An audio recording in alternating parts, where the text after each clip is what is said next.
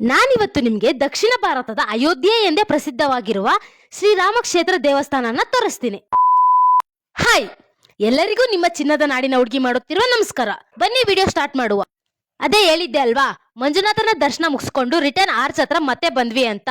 ಇಲ್ಲೇ ಆರ್ಚ್ ಹತ್ರನೇ ಬಸ್ ಬಂತು, ಬಟ್ ಇದು ಪ್ರೈವೇಟ್ ಬಸ್ ಆಗಿತ್ತು. ಇಲ್ಲಿಂದ ಶ್ರೀರಾಮ ಕ್ಷೇತ್ರಗೆ ಡಿಸ್ಟೆನ್ಸ್ 3.5 ಕಿಲೋಮೀಟರ್ ಇದೆ. 10 ಮಿನಿಟ್ಸ್ ಒಳಗನೆ ರೀಚ್ ಆಗ್ತೀವಿ. ಈ ಟೆಂಪಲ್ ಇರೋದು ಕನ್ಯಾಡಿ ಗ್ರಾಮದಲ್ಲಿ. ಇದೇ ಶ್ರೀರಾಮ ಕ್ಷೇತ್ರ ದೇವಸ್ಥಾನ. ದೇವಸ್ಥಾನ ಹೊರಗಿಂದ ಸೂಪರ್ ಆಗಿ ಕಾಣಿಸ್ತಿದೆ. ಬನ್ನಿ ಒಳಗೆ ಹೋಗಿ ನೋಡುವ ಹೆಂಗಿದೆ ಅಂತ.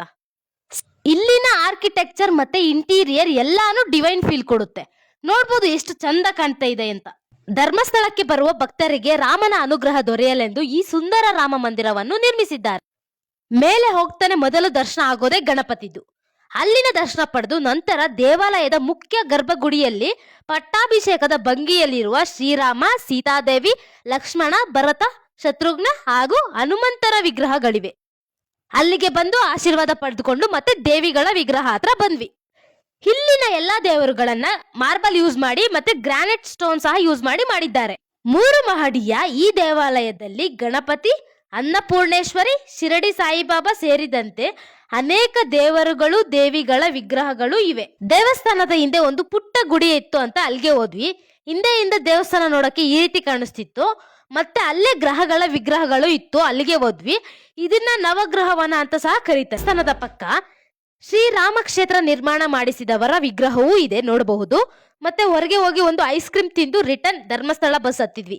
ಯಾಕೆ ಅಂದ್ರೆ ನೆಕ್ಸ್ಟ್ ಕುಕ್ಕೆಗೆ ಹೋಗ್ಬೇಕು, ಇಲ್ಲಿಂದ ಬಸ್ ಇಲ್ಲ. ಸೊ ಧರ್ಮಸ್ಥಳ ಬಸ್ ಹತ್ತಿದ್ವಿ. ಧರ್ಮಸ್ಥಳಕ್ಕೆ ಹೋಗಿ ಅಲ್ಲಿಂದ ಕುಕ್ಕೆಗೆ ಬಸ್ ಹತ್ಬೇಕು.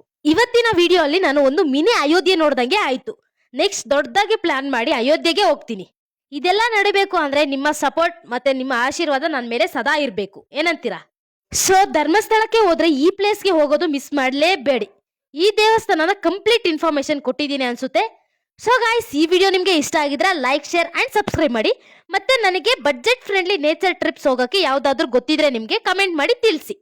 ಯಾಕೆ ಅಂದ್ರೆ ಎಲ್ಲಾರು ಟೆಂಪಲ್ ವ್ಲಾಗ್ಸೇ ತುಂಬಾ ಆಗೋಗ್ಬಿಡ್ತಲ್ವಾ, ಅದಕ್ಕೆ ಯಾವ್ದಾದ್ರು ಇದ್ರೆ ಕಮೆಂಟ್ ಮಾಡಿ. Thanks for watching. ಸಿಗುವ ಮತ್ತೆ. ಬಾಯ್.